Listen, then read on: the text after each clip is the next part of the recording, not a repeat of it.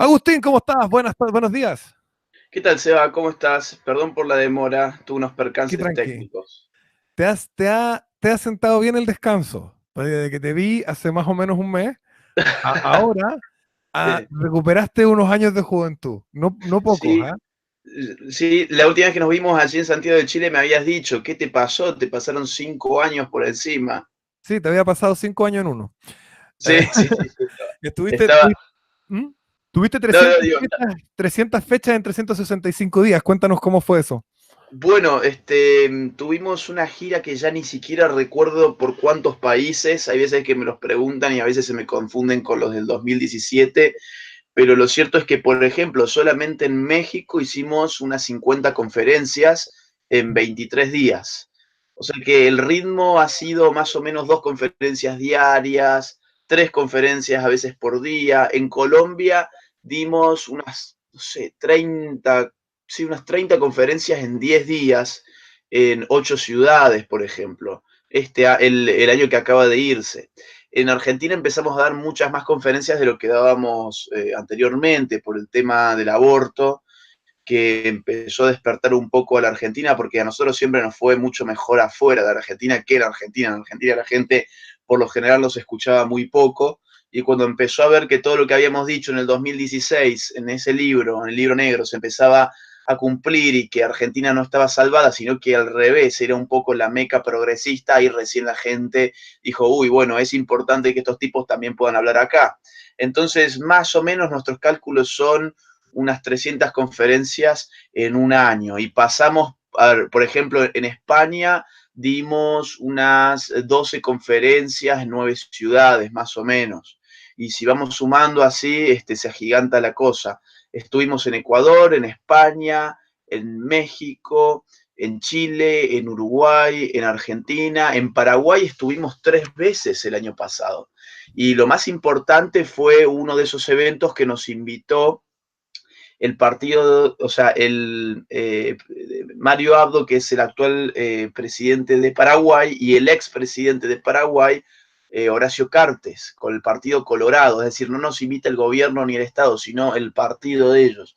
Y pudimos dar una conferencia frente a todo el equipo de ministros, a los legisladores del Partido Colorado. Bueno, eso estuvo interesante porque nunca habíamos llegado de forma tan directa a la clase política. Sí, sí dimos también varias conferencias en congresos nacionales. Estuvimos en el Congreso Nacional del Uruguay, que le llaman Palacio Legislativo. Estuvimos también en congresos estaduales de México.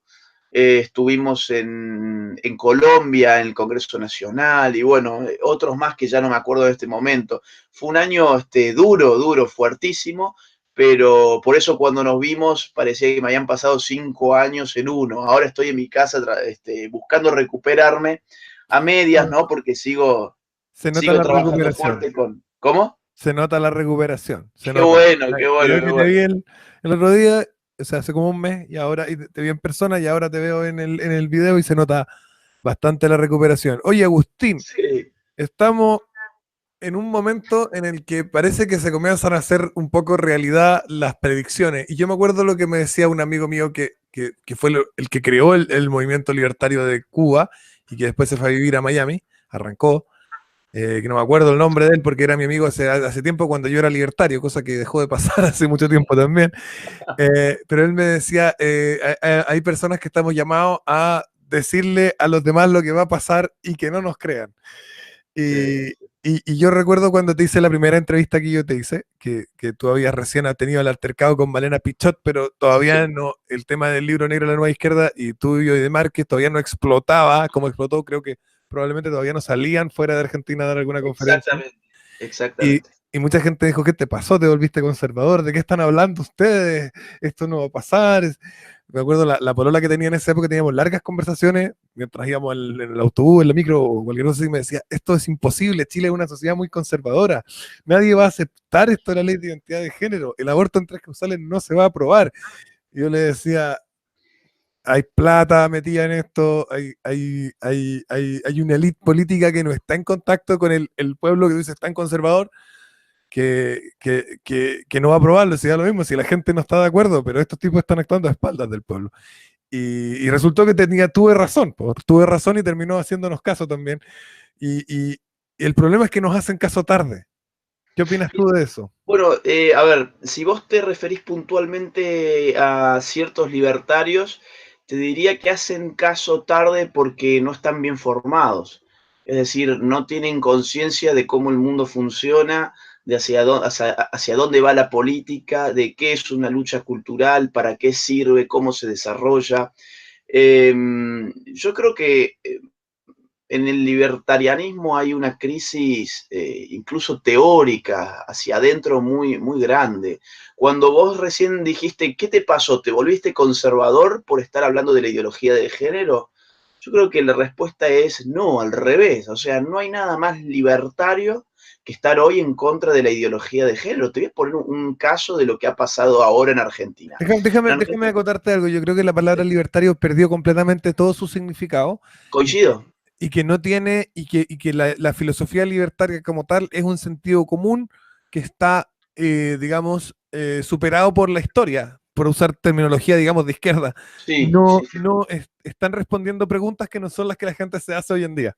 Efectivamente, se han quedado con cuestiones típicas de la Guerra Fría, a ver, bueno, a ver si Marx tuvo razón o no con su teoría del valor trabajo fundada en Adam Smith y bla, bla, bla. Bueno, lo que ya sabemos lo hemos escuchado tantas veces. Pero vos fíjate lo siguiente, ¿qué se supone que caracteriza a un libertario? Se supone que caracteriza a un libertario la defensa irrestricta de la libertad individual frente a aquella maquinaria que tiene toda la potencialidad para coartarla, que cuál es el Estado. Es decir, un libertario lo que quiere es un Estado reducido al mínimo posible. Ya le das una vuelta de tuerca más y pasas a ser anarcocapitalista, es decir, ya no quiero Estado en absoluto. Muy bien. Ahora bien, vos fijate con el tema ideología de género en Argentina, por ejemplo, por citarte un caso de lo más reciente, acá hay un periodista que se llama Babi Echecopar. No sé si lo conoces, es He un subido tipo. videos suyos a este canal.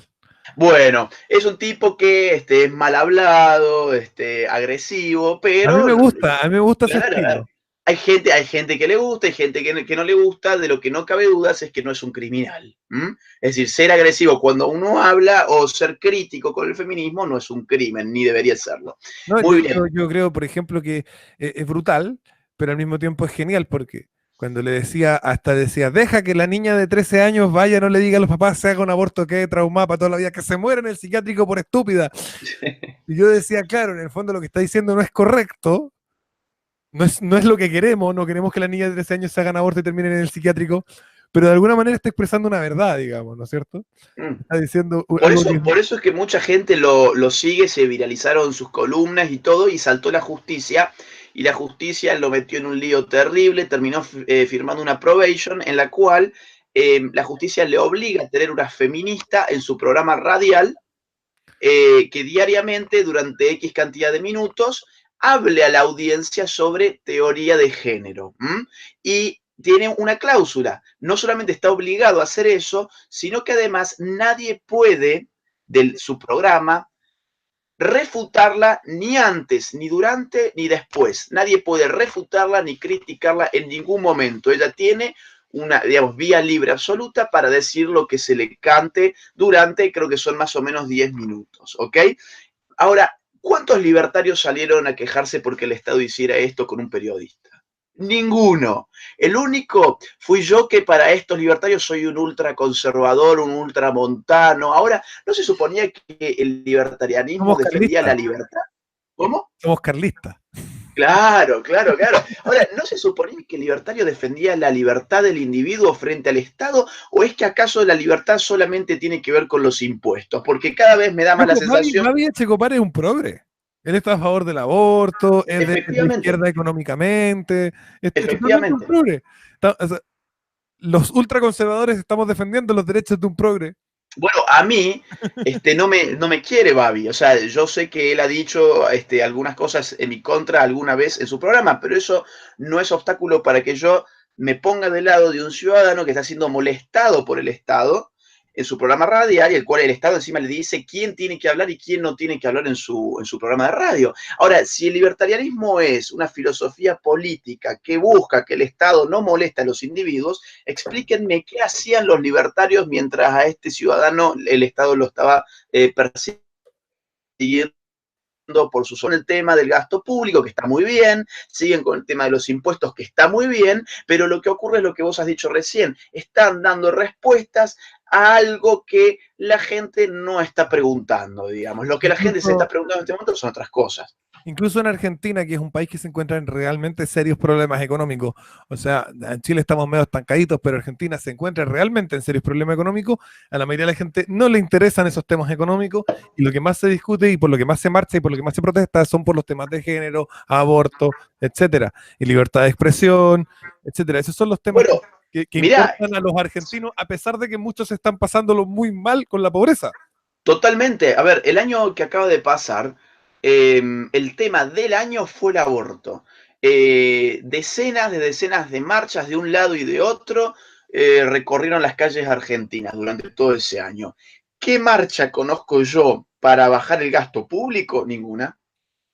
¿Qué marcha conozco yo pidiendo que se bajen los impuestos? Ninguna. Entonces, o la gente está, digamos, preocupada y ocupada en otros asuntos, o el libertarianismo está fallando estrepitosamente en su agenda política, ¿no? Claro.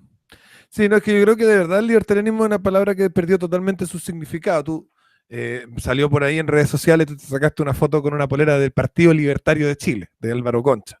Pero ellos son un partido pro aborto, pro identidad de género. De hecho, la otra vez el presidente y el vocero de ese partido se reían de mí de una esquina a la otra, porque de frente en mi cara no lo van a hacer. Se me apuntaban y se reían de mí porque, por estar contra la identidad de género. Esto fue durante la visita de Antonio Escotado a Chile. Y luego van donde ti te dicen, oye, ¿por qué? Porque sales en internet y eres relativamente popular y todo lo demás. Pero ¿por qué estos libertarios están planteándose así? ¿Creen que van a conseguir votos de la izquierda? No van a conseguir votos de la izquierda. La izquierda no va a votar por Álvaro Concha. Nadie va, bueno, nadie va a votar por Álvaro Concha, pero la gente de izquierda no va a votar por el Partido Libertario de Chile porque el Partido Libertario de Chile está a favor del aborto o de la ideología de género. No lo van a Hay, hacer. hay muchos libertarios que en verdad son zurdos que no les gusta pagar impuestos, nada más. O zurdos que no les gusta, zurdos que no quieren que les quiten lo suyo. Claro, claro, son zurdos, por lo menos tienen la dignidad de asumir que no quieren repartir sus propias riquezas. Claro. Nada más que eso. Entonces, esos libertarios, digamos Eso, que pero, ojo, eso, o no conocen la teoría libertaria ¿aló? o son esto mismo, ¿no? Tienen una sensibilidad de izquierdas que no pueden concebir, por ejemplo, la noción de autoridad. Y de esto ya lo hablaba, por ejemplo, Rothbard, es decir, su ídolo más citado que efectivamente leído, porque si lo hubieran leído bien, hubiesen conocido el último Rothbard, que los destroza lo que él llama el libertario modelo. El libertario modelo, dice, es un tipo que no solamente se revela contra el Estado, se revela contra cualquier autoridad, porque en el fondo es un psicópata. Es un tipo que se revela contra el padre, se revela contra el vecino, se revela contra la iglesia, se revela contra las Fuerzas Armadas, se revela contra las fuerzas de seguridad, contra todo aquello que se rija por el principio de autoridad. También por eso se revela contra la familia, porque en la familia tenés una estructura jerárquica, es decir, el hijo no es lo mismo que el padre. El padre no es lo mismo que el hijo. Y entonces el libertario modelo, dice Rothbard, en definitiva es un progresista. Bueno, yo Y es te voy a cierto. convidar una frase mía a ver si te interesa usarla. Y la A podéis ver, decir, podéis decir que es tuya. Los libertarios y los liberales hablan mucho, mucho, mucho de caridad privada. Los conservadores la practican. es cierto. Es cierto. Y dónde van los pobres a buscar su caridad, digamos? ¿Dónde van los pobres a Donde los- pedir que la Yo gente le les dé decía algo? algo. Yo le he Van dicho, al partido, digamos, a los partidos libertarios a pedir la caridad o van a las iglesias.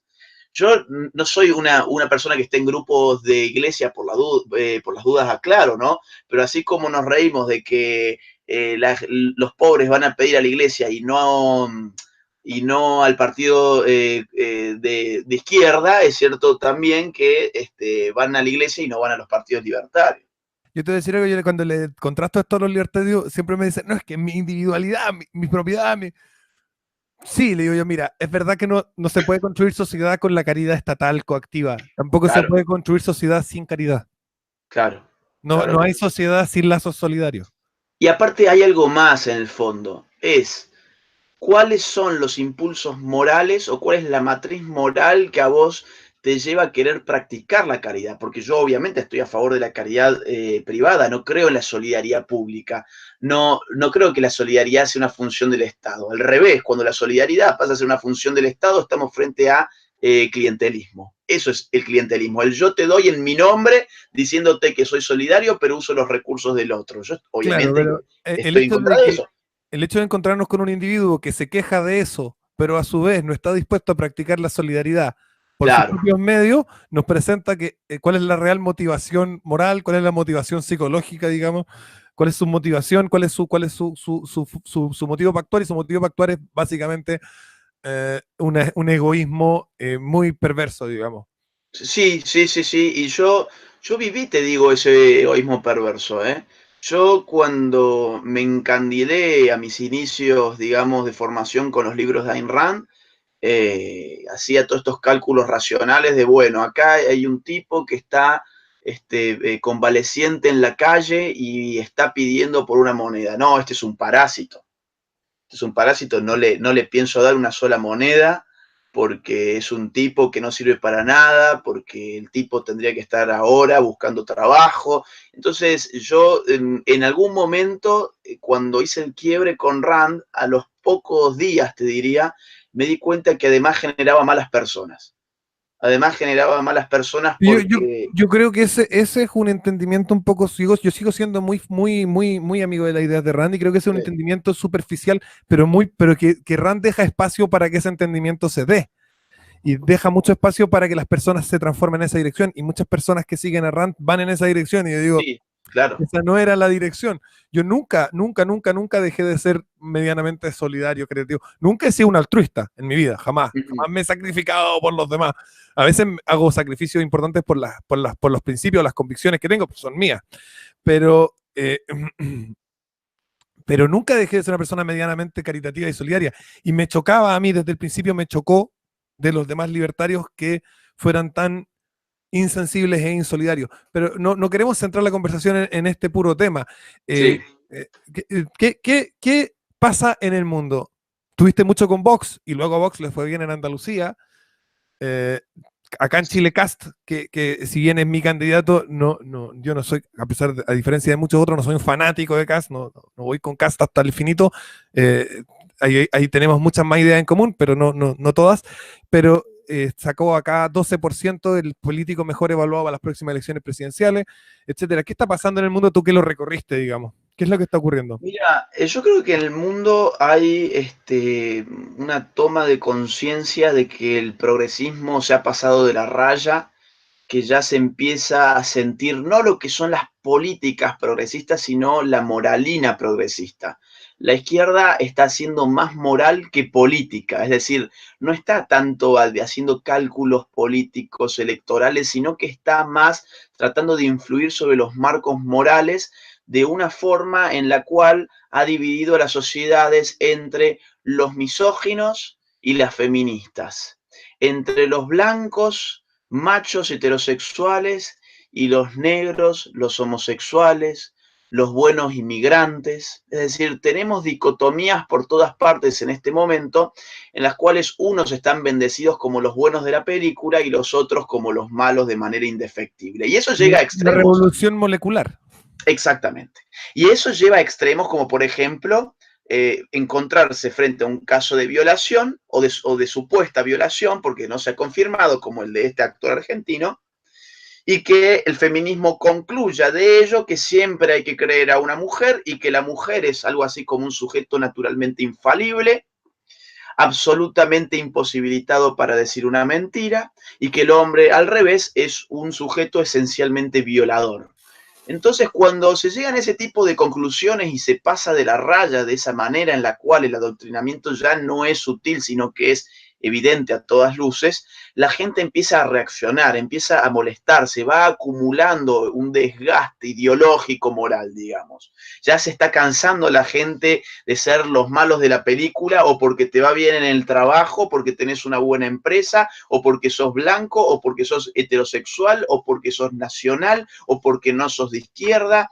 En fin, digamos, empezás a acumular mucha bronca, y eso puede ser capitalizado políticamente. Eso es lo que pasó en Brasil con Bolsonaro, ayudado por un marco político en el cual el gobierno oficialista estaba sumido en la impopularidad por causas de corrupción, y donde la inseguridad revienta el país. Es decir, ahí tuvo un componente local específico que le ayudó a la victoria.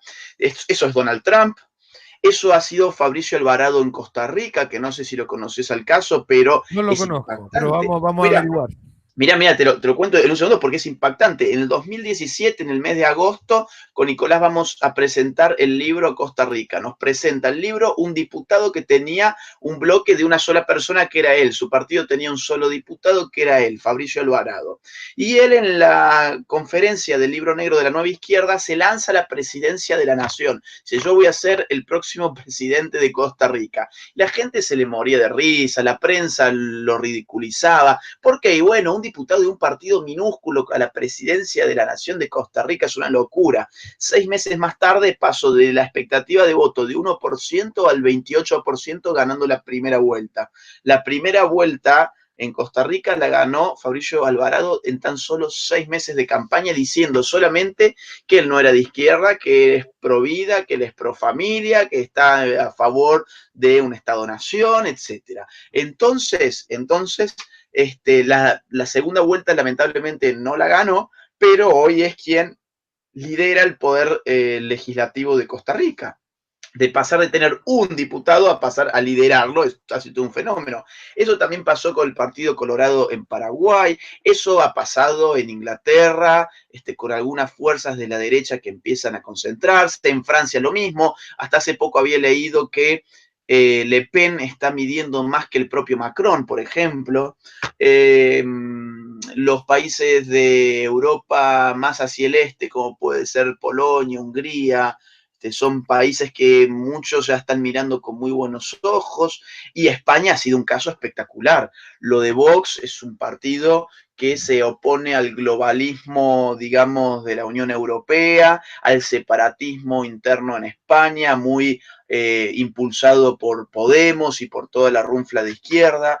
Es un partido contra la ideología de género que no tiene pelos en la lengua. Allí está, por ejemplo, Alicia Rubio, una de las pocas escritoras que se anima a ir contra la ideología de género, en un libro buenísimo que ya sacó hace algunos años, y es líder aparte de ese partido. Y Santiago Abascal tiene un liderazgo indiscutible. Yo estuve en un meeting de Vox en Murcia dimos una conferencia, inmediatamente luego se armó un meeting de Vox al cual fueron unas 3.000 personas en un hotel. La gente no podía ingresar de la cantidad de gente que había, era impresionante, y la oratoria de Abascal es espectacular, y él absorbe todos los insultos de las izquierdas. Dice: ustedes me dicen facho. Él dice facha porque allá se le dice facha, ¿no? Sí, sí. Dice facha, sí, soy facha, ¿y qué? ¿Qué me importa? Oye, Agustín, yo te quería llevar al problema de, ¿cómo te lo explico? Porque está bien, todo eso que tú me estás diciendo responde al fenómeno que yo te estoy preguntando, pero yo quería hacer una pregunta que va más en relación con lo que ha sido, ¿no es cierto?, esta división, digamos, de la derecha hispana entre los anti-Gloria Álvarez y los pro-Gloria Álvarez. Ah, mira, sí. Porque el momento de la derecha mundial es un momento que es populista. Nos toca el populismo. ¿Y por qué nos toca el populismo? Porque lo que es observable claramente es que hay un pueblo que quiere un algo y una élite que está dándole completamente la espalda. Y eso se conoce en ciencia política, tú eres cientista político, ¿no es cierto? Tú eres politólogo, como Sí. una situación de populismo, donde un líder va a decir: yo respeto, yo defiendo al pueblo, estoy contra la élite, y va a levantar esto. Y el caso Bolsonaro y muchos otros casos. Kast, por ejemplo, constantemente está diciendo: a la gente le importa más el transporte público, la salud pública o los problemas que hay de la economía que el matrimonio homosexual. Eso es un discurso populista y que va como contra una élite que intenta imponer una agenda que no tiene nada que ver con el pueblo. ¿Cuál es tu opinión respecto a esa dicotomía? ¿Nos toca ser populistas en el buen sentido de la palabra o no? Yo creo que sí. Yo creo que sí, y yo siempre he sido crítico de las conceptualizaciones superficiales del populismo. Alguna vez yo escuché decir a esta persona que vos mencionabas que el populismo genera inflación. Yo digo, ¿desde cuándo el populismo es una receta macroeconómica? Es decir, digamos, Correa en Ecuador tuvo inflación, no. ¿Por qué? Porque está atado al dólar, básicamente. Entonces, ¿cómo es esto de que el populismo genera inflación? O a veces escucho las políticas económicas del populismo. No, el populismo no es una política económica. ¿Qué es el populismo? El populismo es la constitución artificial, discursiva de un sujeto pueblo que toma una fisonomía propia y excluye de sus fronteras a lo que viene a ser el antipueblo, que puede estar dentro de sus fronteras nacionales o fuera de sus fronteras nacionales. Muy bien. Que normalmente tiene que ver con una élite, normalmente tiene que ver con unos tipos que están arriba. Exactamente, contra una élite. Pero acá hay un tema que es En el importante. populismo de izquierda se identifica el antipueblo con la gente que tiene más dinero, pero en el populismo de derecha se identifica el antipueblo con los políticos, las clases universitarias y eso. Efectivamente, de hecho, hay un liberalismo que es populista.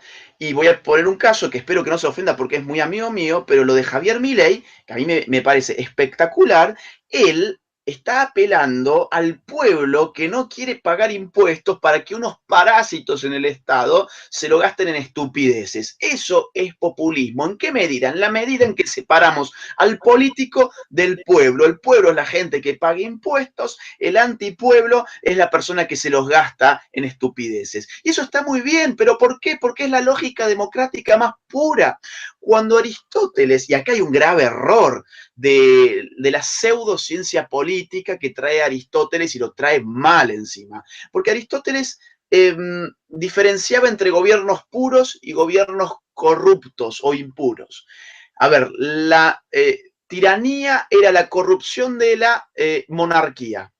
La oligarquía era la corrupción de la aristocracia. Y el mal politólogo te diría, el populismo o la demagogia es la corrupción de la democracia. Eso no Pero es cierto. populismo no es sinónimo de demagogia. No, y además para Aristóteles, la democracia es el régimen corrupto, que es la corrupción de la politeia, que es lo que nosotros llamaríamos república, más o menos. Entonces, cuando vos te dicen, Aristóteles dijo que la democracia era un régimen puro, mentira, era un régimen corrupto. Entonces, cuando vemos el populismo hoy, tenemos que entender qué es la lógica de la democracia. ¿Por qué? ¿Qué es la democracia? Bueno, en una frase muy célebre, la democracia es el gobierno del pueblo por el pueblo. ¿Y quién es el pueblo? Y ahí entra el populismo. ¿Quién es el pueblo? Hay que definir al pueblo. ¿El pueblo somos absolutamente todos? Y si somos todos, entonces, ¿para qué nos dividimos en partidos políticos? Esta posición del marxismo que dice que todos los sistemas son dictaduras de clase, todos. Claro, La monarquía es la dictadura de la clase de los reyes, de exacto. la clase, digamos, nobiliaria. La democracia republicana liberal es la dictadura de la burguesía. Y que su sistema va a ser democrático, pero que va a ser la dictadura de los proletarios. Entonces, él no está diciendo que va a ser antidemocrático, es decir, va a ser una dictadura como todas las demás, pero esta va a ser una dictadura de otra clase. De otra clase. De Y otra que clase va a... social. Sí, sí, Pero sí. en el fondo es un poco eso, es que el populismo apela un poco a eso, sin ser marxista necesariamente, porque ese es un Efectivamente. error que se comete.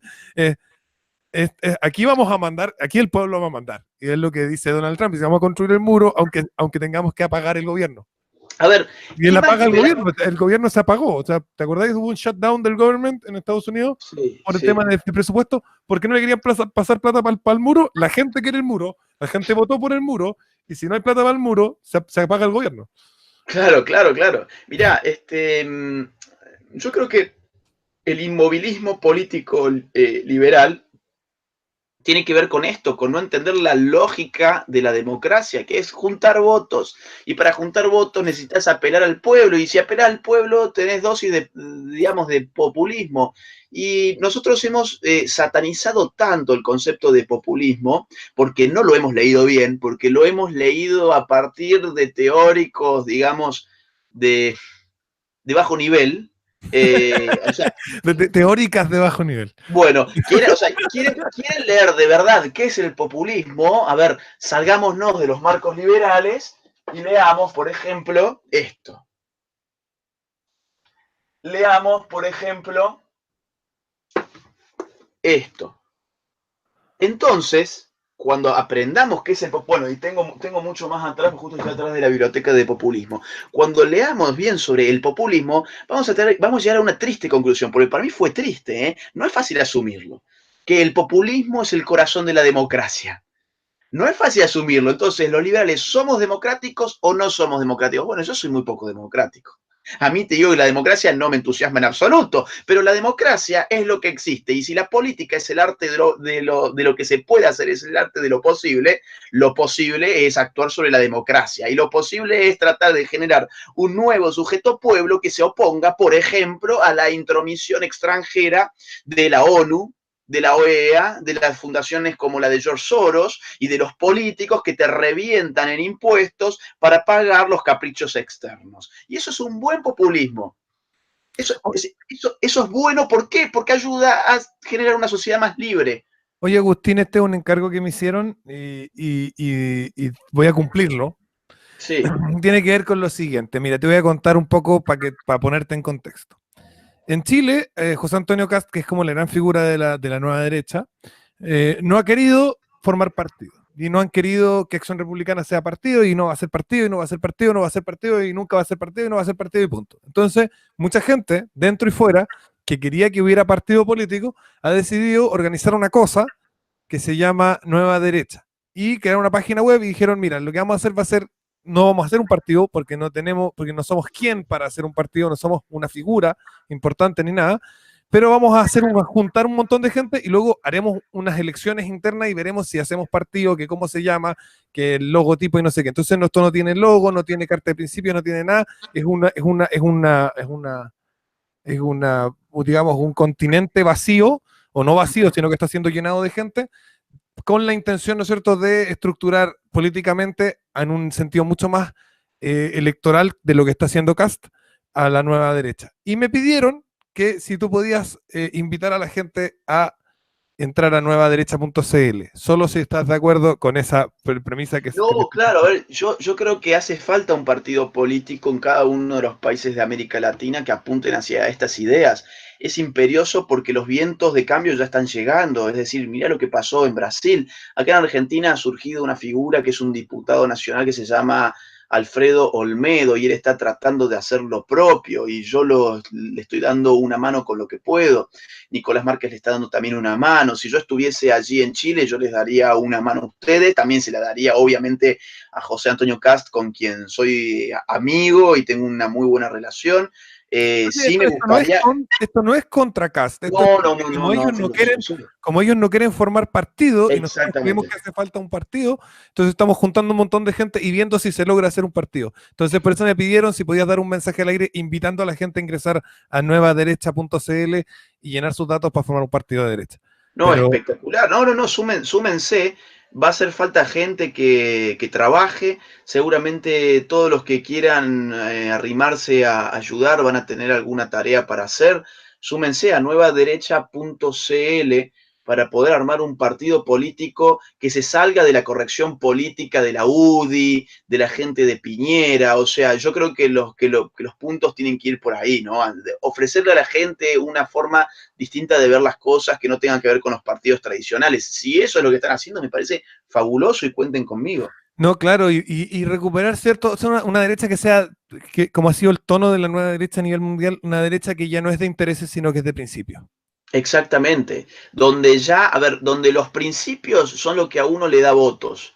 Porque antes lo que te da votos era el arreglo político, la flexibilidad. A ver, bueno, esto me gusta poco, pero me va a dar votos, sí, entonces voy. No, acá tiene que ser como lo que Bolsonaro hizo en Brasil, es decir, dijo todo lo que se le cantaba a la regalada gana igual que Trump, ¿no? El tipo ganó con eso, es decir, si vas a llegar, Trump fue más estratégico. Trump fue mucho ¿Cómo? más estratégico. Sí, sí, sí, sí, sí, sí. Pero bueno, sentó Lo como de un Bolsonaro modelo, fue un digamos. fenómeno, lo de Bolsonaro es una cuestión así ya increíble. Increíble, Lo de claro. Trump, él sabía qué decir, dónde decirlo, cuándo decirlo, qué es lo que la gente... Él sabía cuál era el tema en cada estado del que tenía que hablar, Sí, etcétera. sí, Sabía sí, que sí, tenía pero que tirarse contra CNN, que había toda ahora, pero una estructura de cosas que tenía que hacer. sin embargo, no lo he visto contradecirse mucho. O sea, ha tenido unas No, no, contradicciones no, en no, materia internacional, no, pero Trump no se ha contradecido mucho. Lo que sí te digo es que el discurso estaba bien planificado. calculado. Y Sí, estaba claro, claro, calculado. claro, claro, claro. Pero bueno, digamos que los principios originales no se han cambiado, sino que muchas veces se ha ido a fondo. Es decir, los ataques a Planned Parenthood, Mm. atacar ciertos puntos de la ideología de género, uno pensaría, bueno, esto capaz fue algo de la campaña, simplemente para ganar el voto cristiano, y no, ¿qué No, están haciendo acá? pusieron a Brett Kavanaugh, sacaron sacaron a los trans del servicio del ejército, porque lo que hacían los trans era meterse al ejército norteamericano, y el ejército norteamericano te da un sistema de salud que es gratuito. Ajá. Entonces, para tener cambio de sexo gratis, entraban al ejército norteamericano, hacían el basic training, no sé qué, recibían, nosotros firmaban, soy soldado, y luego, antes de que los manden a cualquiera de estos países donde los gringos están haciendo la guerra, decían, me siento mujer, háganme cambio. Se ponían las tetas gratis, se ponían. Entonces, el ejército norteamericano tenía este lastre financiero que era pagarle la operación de cambio de sexo a todos los que hacían este truco. Bien, bien malo, ¿no es cierto? Bien penca. Entonces Trump dijo esto se acabó y estaban todos muy enfurecidos. En un trans puede ser un buen soldado, pero si nunca han ido a la guerra, se meten en el ejército para que les cambien el sexo y después se van. Está bueno. Entonces, y son cosas que y hay gente que está muy enojada y se han hecho. Y esto de los cheat hole countries, bueno, sí, son países de mierda y por eso la gente se viene. Entonces ha sido, Trump ha mantenido el estilo. A mí me gusta cómo ha Sí, estado. A mí me gusta cómo ha sido. Tú me acuerdo cuando la primera vez que nos vimos en Santiago, tú decías que fue ahí en Fundación para el Progreso, donde hablabas con Valentina Verbal, que todo esto se ha llenado la boca diciendo que yo soy un fascista. ah, sí. Sí. Oh. Discutiste con ella ¿Cuántos, y me acuerdo, cuántos espérate, problemas que me acuerdo que tú dijiste, no sabemos qué va a pasar con Donald Trump. Esperemos que cumpla sus promesas y no sé qué. sí, esperemos que la cumpla, pero ¿por qué? Porque uno ha aprendido a tener completa inseguridad respecto de la credibilidad de los políticos, ¿no? Mm. Y entonces por eso hoy, pasado el tiempo, te digo, bueno, lo ha cumplido en la mayor parte de las cosas. Hay algunas cuestiones que a mí me hubiese gustado que fuera más a fondo, un ataque más a fondo contra las instituciones internacionales, contra los organismos internacionales, como parece ser que ahora Bolsonaro va a hacerlo, ¿no? Pero Bolsonaro, se salió de la Comisión de Derechos Humanos de la ONU, se salió de la UNESCO, le quitó el financiamiento a la UNESCO, le quitó el financiamiento a la ONU.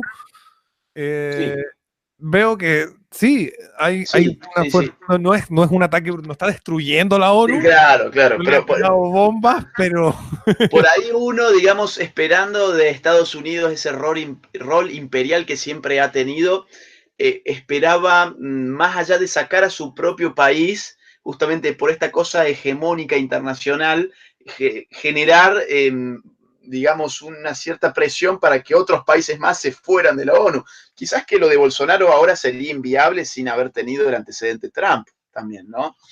Y Bolsonaro, una de las primeras cosas que hizo fue poner en revisión y auditar a todos los organismos internacionales, a todas las ONG foráneas, y eso es muy bueno porque yo te sabemos digo una todos por cosa dónde que a mí viene. me gustaría hacer si yo tuviera algo, un pequeño, pequeño poquito de poder político. Sí, Yo llamaría a plebiscito sobre cada uno de los acuerdos multinacionales que se han firmado en los que estamos incluidos. Cualquiera. sí, sería genial. Llamaría a plebiscito sobre ¿queremos seguir en la OCDE? Plebiscito, ¿queremos seguir en la ONU? Plebiscito, ¿queremos seguir en el Pacto de Bogotá, la Corte Internacional de las Haya? ¿Queremos seguir en el Pacto de Nueva York? ¿Queremos estar todavía en el Pacto de Refugiados? Chile está en el Pacto de Refugiados, Sí, etcétera. Plebiscitaría todos los acuerdos internacionales, un plebiscito cada 2 meses. Tampoco mira, es tan terrible, lo hacía el día domingo. eh, volvemos incluso a lo anterior, que es la democracia, el gobierno del pueblo, dicen el gobierno de las mayorías. Bueno, ahora las mayorías saben qué es el pacto, digamos, X con la ONU o el pacto X con OEA o el pacto X con quien fuere, no tienen idea. Bueno, Entonces, ¿quiénes son los que gobiernan? corrígeme si me equivoco, pero cuando las élites se ponen de acuerdo para mandar sobre la gente, haciéndose pasar por democracia, creo que era plutocracia. La plutocracia es el gobierno de los ricos. Ah, no, Es no, decir, entonces no. y bueno, es básicamente lo que estamos viviendo, cuidado. Es decir, no el rico que se hizo a sí mismo porque triunfó en el mercado de manera limpia. No, El no, rico que es rico porque está entongado con el Estado, ha conseguido trabaja linda en la influencia ONU. estatal, en la ONU, los organismos internacionales, las fundaciones tipo Soros, Rockefeller. Entonces, sí, yo creo que Amnistía esto tiene mucho de Internacional. explicarse. Exactamente. Ahora, vos fíjate qué terrible que es, ¿no?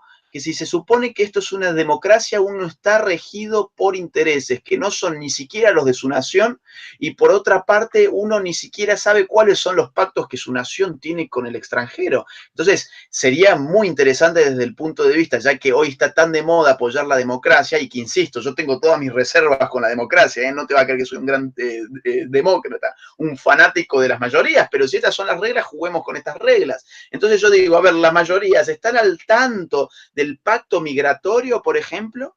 ¿Saben qué es el pacto migratorio? ¿Cuáles son las consecuencias? ¿Cómo se financia? ¿Qué efecto genera en los estados-nación? ¿Sí o no? No, bueno, ¿y entonces por qué tenemos un pacto migratorio si se supone que este es el gobierno del pueblo o es el gobierno de la ONU? Oye, Entonces mira, ahí hay que poner en revisión yo te voy todo. a poner en un plano que siempre convierte a los libertarios en un poquito más demócrata o en un poquito más populista. A Te voy a ver. hacer la siguiente pregunta. Mira, ¿por qué algo es tuyo?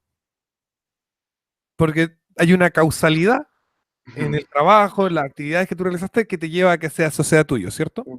Claro, John Locke. ¿Quién hizo Argentina? ¿Quién hizo Argentina? Tus Bueno, antepasados. Argentina es claro, tuya. Como claramente. Argentina es tuya y de los demás argentinos, algo tienen que decidir sobre qué van a hacer con eso que les pertenece porque sus antepasados lo construyeron. Por lo tanto, independiente de que yo no estoy de acuerdo con la democracia radical, esta de izquierda, donde pueden votar sobre cosas que pasan dentro de mi casa, A eso es lo que yo me refiero, claro, claro. pero sí, a ver, somos dueños de nuestro país y por lo tanto, por eso es una república, una cosa, res pública, una cosa de todos. Nos corresponde tomar decisiones, no a la ONU, a nosotros, porque, bueno, mis papás y mis abuelos y mis bisabuelos hicieron este país y por lo tanto yo soy dueño de una parte de este país, igual que los demás chilenos, digamos. No, no, no, yo con eso coincido. Es decir, Es democracia, propiedad. pero digamos sobre ciertas cuestiones. Cuando la izquierda trata de llevar el criterio de la democracia a todas las cosas, ahí ya hay un riesgo. Ahí No, ya es que no, caes, Rego, eso ya es grave en sí ya mismo. es un totalitarismo, digamos. Ya de Incluso hecho si es un tú totalitarismo. votas para no quitarme mis cosas, incluso tú votas en contra de quitarme mis cosas, el hecho de que se te dé la oportunidad de votar sobre mi propiedad personal, individual, ya es que se acabó completamente el capitalismo y la propiedad privada. Exactamente, exactamente. Incluso, bueno, la gran primer democracia o la gran primera revolución democrática que fue la francesa acabó en un totalitarismo atroz, con Claro, millones de no muertos, fueron, con no fueron los guillotinas. americanos que estuvieron antes de los franceses. Sí, pero el criterio democrático radical aparece en Francia. Ah, Lo que claro. hay en Estados Unidos es una ingeniería constitucional que se cuida muchísimo de los checks and balances, los pesos y contrapesos, la Mm. república, las autonomías locales, estaduales, los derechos del individuo. Es muy Y foralista, es eso muy foralista, como en España se llama foralismo esa teoría. Es Y muy vos, y vos, foralista. perdón, perdón. Y todo ese modelo es tomado del modelo Tudor del siglo XVI. Los que fundan Estados Unidos, en definitiva, y el sistema que lo ha hecho exitoso, han sido los conservadores ingleses. Y hoy son rescatados por los liberales contemporáneos que atacan a los conservadores en general. Y Es una ese es locura. un punto importante, porque el progresismo de esa época era Francia, no era Estados Unidos. Estados Unidos tomaba un modelo incluso casi medieval como el de los Tudor, casi medieval como el de los Tudor. Claro, ¿no? Y de hecho, bueno, Thomas Woods, que es un famoso anarcocapitalista católico y gran economista e historiador, él en su guía políticamente incorrecta para el estudio de la historia de Norte de Estados Unidos, que es un libro Sí. que yo le recomiendo a todo el mundo, aunque creo que no está en español, Politically Incorrect Guide to Study American History. Él habla de eso, él dice, van enumerando punto por punto todos los reclamos de los padres fundadores y va haciendo el link histórico diciendo, esto eran cosas que siempre se habían acostumbrado en Inglaterra, en la Inglaterra antigua, y que el gobierno actual de Inglaterra básicamente no estaba respetando sus derechos como ingleses. Entonces, Efectivamente. Ahora, vos fíjate algo más. ¿Qué caracteriza políticamente al medioevo, a la Edad Media? La difusión y la contradicción entre los distintos poderes en la sociedad. Es decir, tenés un señor por acá, un vasallo por allá, que a su vez es señor de no sé quién, y a su vez vos te debes a la iglesia, te debes al rey, te debes a tu señor, te debes a la ley divina, a la ley natural, a la ley escrita, a la ley de la... Consuetudinaria. en fin, claro.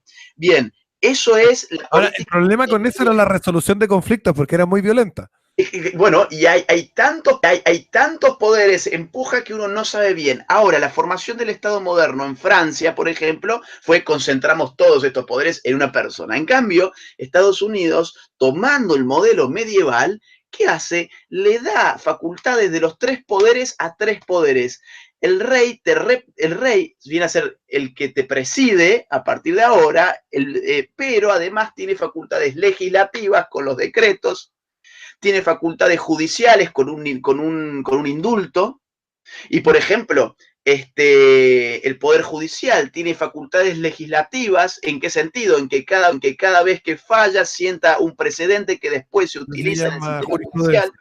Entonces, todo ese engranaje de checks and balances no es una cuestión que nació con la modernidad. Oye, De es más hecho, complejo, como tú bien dices, es más complejo que simplemente tres poderes, porque son tres poderes que a su vez usurpan parte de los otros dos poderes efectivamente, a sus otros dos Y poderes. eso, y eso es muy medieval, eso es muy Tudor, y eso han sido los conservadores los que lo hicieron.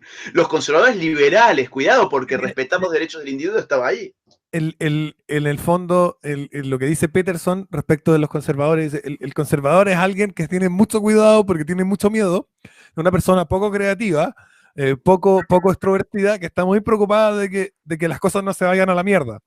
Él no está tan preocupado de construir un mundo mejor, está diciendo las cosas podrían irse muy mal y yo voy a hacer todo lo posible para que eso no ocurra. Bueno, Y es el principio de la prudencia, ¿no? Es claro, decir, y Hayek era un tipo muy prudente. Hayek tiene un prólogo que a mí, digo, un casi epílogo, que a mí siempre me lo echan en cara cuando yo digo que Hayek tiene mucho de conservador. Entonces, no, porque en los fundamentos de la libertad Hayek tiene, uno de los últimos capítulos dice, ¿por qué no soy conservador? Pero Hayek ahí hace un hombre de paja. Hayek ahí dice, un conservador es alguien que quiere que todas las cosas se mantengan como están y tiene terror a que las cosas cambien. Eso no es no. cierto. Eso es una El caricatura. conservador es una persona que está diciendo, cuidado con ese cambio porque puede producir un montón de efectos negativos. Y un Efectivamente. liberal es alguien que está viendo el cambio desde el punto de vista de los efectos positivos. Y son dos estados de mente. Y yo creo que todas las personas deberían tener un pequeño conservador adentro de su cerebro. Háganse una especie de homo conservadoricus, ténganlo en su cerebro y consúltenlo. Consúltenlo. ¿Qué es lo que es el homo conservadoricus? Está pensando todo lo que puede salir mal. Entonces, Te cada vez digo que va a más. hacer algo, antes Sí. de hacerlo le preguntas, Homo conservadoricus, hago esto y el Homo conservadoricus dice, puede pasar esto. Me acuesto con esta chica, puede quedar embarazada, puede tener sida, no sé qué. Eso el conservador te va a decir eso. Puedes acostarte igual con ella, pero tenerlo ahí te ayuda a tomar una decisión más informada.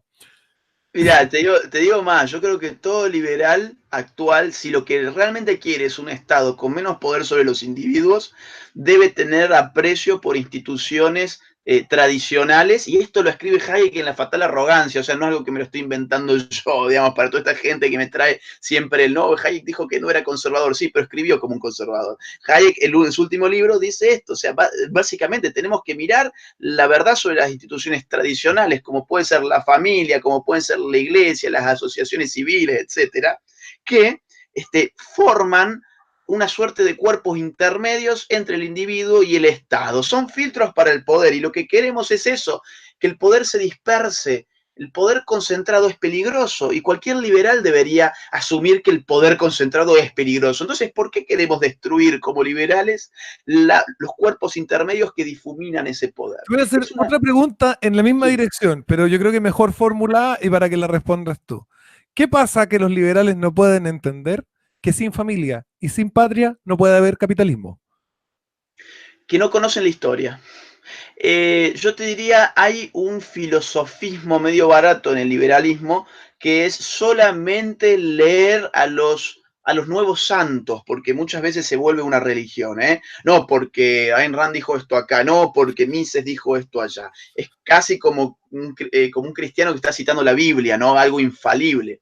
Entonces, se ha leído la historia moderna en clave de Guerra Fría y no se sale de ahí. Entonces hay que leer la historia política de la humanidad, o sea, desde que la sociedad no era sociedad, sino que era tribus prehistóricas, comunitarias, casi comunistas, ese comunismo primitivo, y hay que entenderlo desde ahí. Hay que entender, por ejemplo, otra vez, No, por qué podrían el leer poder... a Engels. El Bueno, origen de la, o leer a Engels, obviamente, leer el El origen de origen la de la familia. familia, el Estado y la propiedad privada. ¡Ouch! Obviamente, o sea, si no quieren leer al enemigo, porque entiendo que les puede desagradar a muchos que son un poco sensibles, lean, en todo caso, historia mundial general y ya está. A ver, realmente nunca hubo tan poco poder político como en la Edad Media. Y no es que yo diga hay que volver a la Edad Media, pero hay que ver qué había ahí para que el poder de la política fuera tan débil. Mm. Las guerras, Bueno, uno no... de hecho, hay un caso en no sé qué época, pero de la Edad Media, no sé qué emperador alemán que quería expropiar una propiedad y Biblia en mano se hizo un juicio y el emperador perdió Sí, porque la ley de claro, Dios era más importante que la ley del emperador y efectivamente. el propietario de esta tierra le dijo, aquí según la Biblia tú no me podías expropiar, y se hizo un juicio y perdió el poder político, perdió en el Estado moderno. Efectivamente, a ¿Entonces ver, no puede expropiar? a uno le puede molestar, digamos, que la iglesia tenga tanto poder. Pero si ese poder sirve para colisionar contra el poder del Estado, en definitiva, lo único que beneficia es mayor libertad para los individuos. ¿Por qué? Porque tenés dos poderes que chocan y vos, si no vas a uno a protegerte, te vas al otro. Tenés una alternativa, no tenés un solo poder que te comanda. Tenés poderes que se fragmentan, que se chocan. Por eso es tan bueno para mí, en cierto sentido, lo que ha hecho Hans Hermann Hoppe. Estoy viendo acá con la vista a ver si veo el libro de él. Democracia, El Dios monarquía que falló. Ah, democracia, monarquía ahí. y orden natural. Ah, ya. Y orden natural. Este no lo conozco. Yo conocía democracia, el Dios que falló.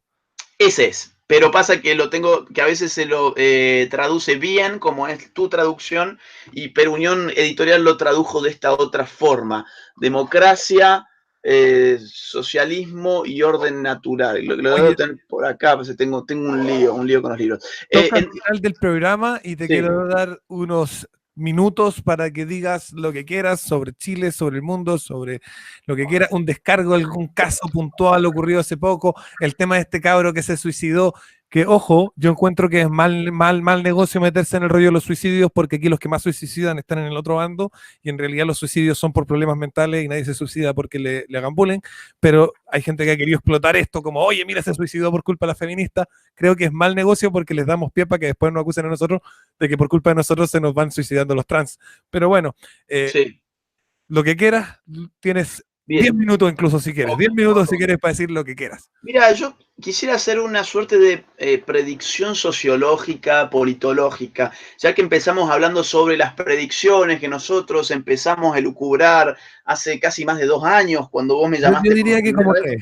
3, ¿Cómo? 2 años y medio más o menos. 2 años y medio, ok. Como vos empezaste diciendo, ¿te acordás cuando nosotros en la primera vez que hablamos empezamos a prever un montón de cosas y nos acusaron de conspiracionistas, de alarmistas, de tipos que estábamos completamente locos, cosa que, bueno, y luego fue pasando mucho de lo que habíamos dicho y mucha gente lo reconoció públicamente y dijeron, al final estos tipos tenían razón en aquella conversación. Bueno, vamos a cerrarlo entonces de la misma forma. Voy a tratar de predecir qué puede pasar con esto, a nivel social, no político. Yo creo que lo que se viene es una guerra de sexos real.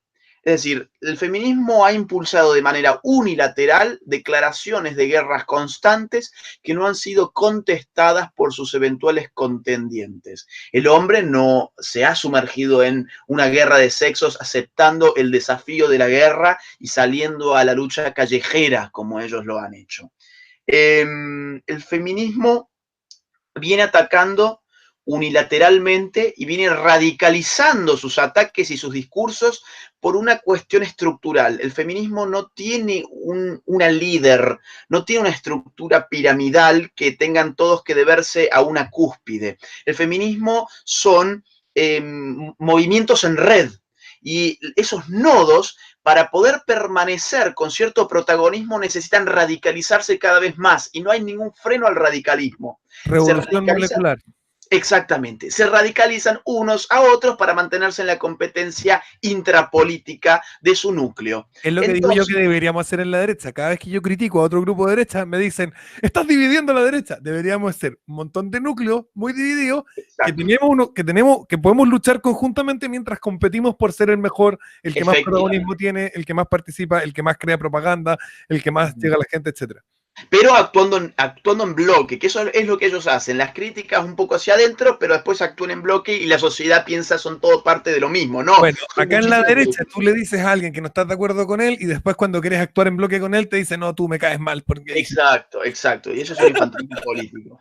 Pero bueno, mira, entonces esto se va a ir radicalizando cada vez más. No es que hemos llegado a un punto final y que las cosas están como están. No, todos los días se van a ir radicalizando más, van a buscar distintas causas para poder radicalizarlo más. Entonces, ¿qué va a pasar? Va a llegar un momento que esta tesis, que es el feminismo, digamos, supremacista, va a generar su antítesis, que es un masculinismo supremacista. Los hombres o ciertos hombres van a empezar a ideologizar su condición varonil y van a transformarla en lucha política. Y eso va a ser malo, ¿eh? No lo digo como bueno, porque la antítesis va a ser mucho más poderosa físicamente hablando que la tesis, porque el hombre es más poderoso que la mujer físicamente hablando. Y en Y una lo otro, lucha, ojo, ojo, son pocos los hombres y débiles los hombres que participan de la tesis feminista, pero son muchas las mujeres y fuertes las mujeres que participarían de esta tesis hipotética que estáis planteando. totalmente, totalmente. Entonces va a haber, yo creo, mucha violencia Y sería un política bando más ideológica. reproductivo también, sería un bando más reproductivo, Y claro, biológicamente más reproductivo, sería un bando físicamente más poderoso y agresivo, exactamente. que no Y les aparte, conviene. y con algo más, yo te diría, con la conciencia que tiene el que ha sido agredido. Si yo a vos te pego una vez, vos no haces nada, te pego otra vez, vos no haces nada, y te sigo pegando 800 veces, vas a ir juntando tanta bronca que después a mí no es que me vas a devolver una, me vas a reventar en el suelo a patadas. Mira, hay un video de una mina gringa que le está pegando a su pololo en el estacionamiento y le pega un combo y le pega un combo y es Sí, un tipo grandote, así como del porte de Kane. No sé si me entendés. Bueno, sí, sí, al que sí, no sí. conoce el de la lucha libre, ¿ah? De grandote y le están pegando, y la mina le pega combo y el tipo así se queda tranquilo, se queda tranquilo. Y ya como al combo número 30 el tipo le hace ¡pah! ¡Pumba! Y la mina cae inconsciente pero desarmada, como Toy Story, Exacto, así como Toy exacto. Story cuando llega Andy. Pero esa es la imagen que tristemente yo veo venir. Es la imagen. Hasta ahora, ¿qué se ve? Hasta ahora ya se ve una fase de esa imagen, que es el hombre que empieza a tomar conciencia, pero está todavía inactivo. ¿Y qué dice? Tengo que evitar mi relación con el otro sexo. Las ¿Mm? mixtas. Claro, claro. A ver, si yo salgo a una disco, no voy a sacar a bailar a ninguna mujer porque me puedo meter en un problema terrible. Si saco a bailar a una mujer y tengo la posibilidad de... Te voy a contar algo. Bueno, yo estoy en una relación, estoy pololeando, pero entro a estudiar técnico en construcción, porque a mí siempre me ha gustado mucho la construcción y decidí que esto de estar entregando mi vida a temas políticos está muy bien, pero quiero hacer algo que me guste y de pronto ganar algo de dinero, porque aquí se gana muy poco y la gente es muy mal agradecida, pero eso creo que tú lo sabes, pero tomé la decisión. Apenas me matriculé, porque lo primero que me dijo la chica que me matriculó fue, yo le dije ya, me dijo el reglamento de convivencia, yo le dije ya, me imagino que será algo razonable, como que no puedo andar desnudo por la sala de clase, ni andarme agarrando a combos con mis compañeros. Y me dijo, lo más importante es el tema del acoso. Y Ah, claro. cuando me dijo eso, yo dije, y le dije a mi polola, y le dije a hartas personas, le dije a mi mamá, le dije a gente que conozco, le dije a amigas y todo, le dije, yo en los 2 años que voy a estudiar técnico en construcción, no voy a hablar con ninguna mujer, ni en el ascensor, ni en ninguna parte. Si me toca sentarme al lado de ella, no la voy a saludar. Si me saludan, no les voy a responder. No voy a hablar con ninguna mujer porque es peligroso. Quiero Es terminar la peligroso. carrera y no quiero irme preso y no quiero estar en un escándalo. Así que no voy a hablar con ninguna. No voy a decirle ni hola. Efectivamente, es peligroso. Yo ya tomo ciertas medidas como no subir a un ascensor donde haya una mujer, por ejemplo, sola, ¿no? Si hay una mujer o dos mujeres, yo no me subo, espero el próximo. Y eso lo está haciendo mucha gente. Lo está haciendo mucha gente que, por ejemplo, tiene la oportunidad, estuvo con una mujer en una disco y se la puede llevar a la cama y lo piensa 20 veces y dice, no, ¿y qué pasa si después mañana esta mujer en verdad lo que quería era una relación fija? O si esta mujer me quería sacar dinero o lo que fuera y entonces me viene toda la coacción de él me violó, yo en verdad fui porque había tomado y no sabía lo que estaba haciendo porque él me dio el alcohol. Entonces lo que los hombres están haciendo ahora es directamente no acercarse a las mujeres. Pero cuidado, eso genera un cortocircuito terrible porque estamos viviendo en un mundo hipersexualizado. Vos abrís Instagram y tenés todas las mismas mujeres que dicen macho, muerte al macho, que luego te muestran el culo ahí por Instagram, No sé, ¿no? yo veo las del ejército de Israel, no creo que sean muy feministas, pero que veo yo en Instagram. A mí me gustan las del ejército de Israel porque pensar que esas hermosuras, además, pelean contra el Islam, me produce, es como otro nivel de estimulación, ¿no es cierto? Me atrae. Está muy bueno. Mira, esto es, ¿sabes qué, Sebas? Es como... Israel porque soy un nazi, por supuesto, como dice la verbal. Imagínate que vos y yo hacemos un asado espectacular, un asado buenísimo y nos vamos a una villa y hacemos que todos los pobres empiecen a oler el asado, pero antes de que lo coman, nos lo llevamos a nuestra casa y lo comemos vos y yo. Y hacemos eso una y otra vez durante todos los días. Bueno, ¿qué va a generar eso? Estás haciendo un cortocircuito, un tipo que tiene hambre, le estás mostrando una comida exquisita, haces que la huela, haces que la mire, pero si le pone un dedo encima, le metes un tiro. ¿Qué haces? No digo que a las mujeres hay que violarlas y meterles un dedo encima, ni nada por el estilo. Lo que estoy diciendo es otra cosa. Estoy diciendo, vivimos en una sociedad hipersexualizada por un lado, pero hiperpuritanista por otro. ¿Por qué? Porque hay un nuevo puritanismo que es, cuidado, no te acerques a esa mujer, cuidado con lo que le decís, cuidado si la sacás a bailar, hacerle firmar un contrato si vas a tener una relación De sexual. hecho, en Chile y España hay proyectos de ley que apuntan en esa dirección. Exacto, exacto. Entonces, todo eso mezclado a la culpabilización del hombre, la idea de las nuevas masculinidades, de la deconstrucción, la idea de que somos unos malditos cerdos, va a generar una antítesis que va a ser el hombre que ya no solamente se abstiene de Yo te voy a estar con decir una algo, mujer. Agustín. Yo estoy totalmente en desacuerdo con tu tesis, a pesar de que la encuentro muy bien Sí, planteada. Y yo estoy viendo lo que yo estoy observando. Y esto porque yo estoy en el mundo de YouTube y mi público es muy menor. Yo tengo mucha gente de 12, 13, 14, 15 y 6 años que me ve. sí. Entonces yo, al relacionarme con mi público en la calle, etcétera, me he encontrado con que las chicas de estas edades no quieren saber nada con este cuento del feminismo. Y lo que va a suceder va a ser que las mujeres feministas de nuestra generación van a quedar solteras y los hombres de nuestra generación van a tener acceso a mujeres más jóvenes que no están de acuerdo con el tema feminista y que no les interesa ese tema y que les parece estúpido. Está buena esa tesis. Está en función. Ahora, ambas cosas pueden pasar Sí, simultáneamente. sí, sí, sí. Eso está en función del hartazgo juvenil, digamos. Ojalá que sea así, porque Tuviera los cosas hombres. en los colegios, ahora el tratar de, digamos, meterle con embudo por la garganta el tema feminista a las niñas, y las niñas dicen, bueno, no quiero esto, el tema indígena, todos estos temas, lo que han hecho ha sido tratar de lavarle el cerebro a los niños a un nivel, porque una cosa es sutilmente como lo hacían en nuestra generación, un poquito menos sutilmente como lo hicieron en la generación que siguió, porque, o sea, tú dices, no, no era sutil en mi generación. Sí, lo que pasa es que tú no estás viendo cómo es ahora. Claro. Es tan brutal que los niños dicen, tengo que rebelarme contra esto. Esta es una imposición estúpida. No puedo creer esta cuestión. Y lo cool es, para la gente de 12, 13, 14, 15 años hoy en día, en Chile por lo menos, es ser facho. Soy Qué cool. bueno eso, qué bueno. Esa es la antítesis también que genera un progresismo que se hizo status quo, ¿no? Es decir, el progresismo siempre intentó ser subversivo, ahora es status quo. Ahora, digamos que los fachos, entre comillas, somos los subversivos. Vamos a ver de Yo estas te dos voy a tesis. decir algo. Yo fui a una conferencia creacionista de unos protestantes y Sí. yo me sentía en un concierto de los Sex Pistols. No que estuviera de acuerdo con lo que estaba pasando ni con lo que estaban diciendo, de hecho creía que estaba en una especie como de catarsis, pero en una catarsis de rebeldía pura contra el sistema, ¿no es cierto? Era gente que me estaba diciendo, no, esto del Big Bang es una mentira y Dios creó la Tierra en 7 días y no sé qué, y científico y todo lo demás. Yo decía, wow, estoy en un concierto de los Sex Pistols, estoy realmente presenciando la más radical forma de rebeldía que podemos tener en nuestro tiempo. Oye, Agustín, Efectivamente. tengo que estar en un minuto más en una entrevista con Spanish Libertarian, que creo que ya te entrevistaron a ti, así que te dejo y dejo a todos los chiquillos que nos alargamos un poco más el programa. Siempre con Agustín lo alargamos, por eso yo quería que entrara más temprano. Perdón. Problemas técnicos con internet.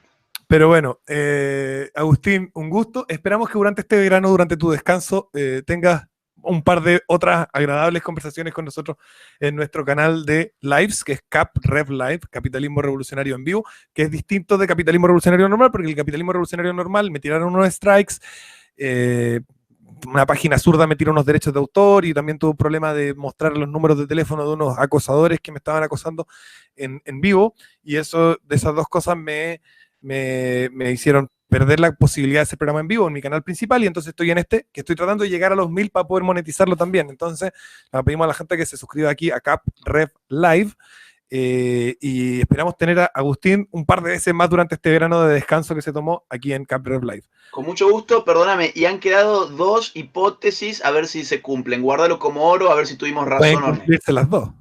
O pueden cumplirse las dos. Un fuerte abrazo y gracias por el Un diálogo. fuerte abrazo, Agustín. Nos vemos en otra ocasión dentro de este verano de descanso. Chao, chao. Chao, chao. Chao, chicos.